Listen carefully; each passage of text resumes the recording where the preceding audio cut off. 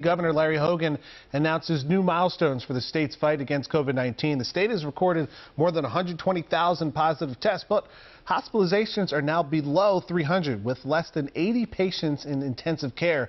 WJZ is live in Fells Point this morning. Rachel Menitoff with the changes taking place today. Rachel. Well, Max, starting at 5 p.m. tonight, some Maryland restaurants will be able to open at 75% capacity. Baltimore City, though, will remain at 50%. And this comes as Maryland's positivity rate drops below 3% for the first time since March.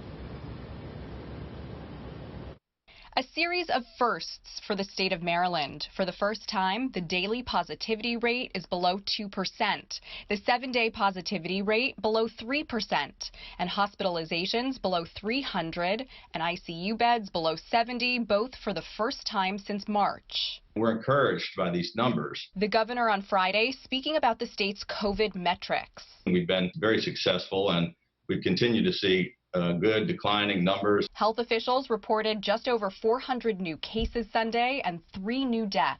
This crisis is far from behind us, and we've got to remain vigilant. And while COVID numbers continue to decline, businesses are struggling to hold on. Restaurants need your help. On Friday, the state began its first ever statewide restaurant week, hoping to give a much needed boost to the industry. Try to go out and support those restaurants, whether it's delivery or carry out or sitting outside. They really need our help right now. While others, like RevCycle Studio in Locust Point, say they'll close after 6 years.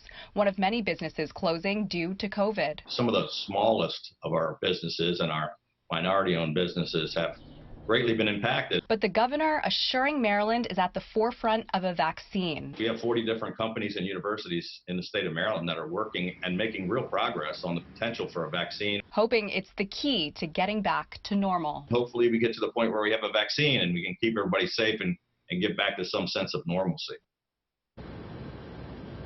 So, Max, once again, some Maryland restaurants will open today at 75% capacity. Here in Baltimore City, we will remain at 50%. And for a full list of all of those restaurants participating in Restaurant Week, head over to our website, WJZ.com. We're live in Fells Point. I'm Rachel Menitoff for WJZ.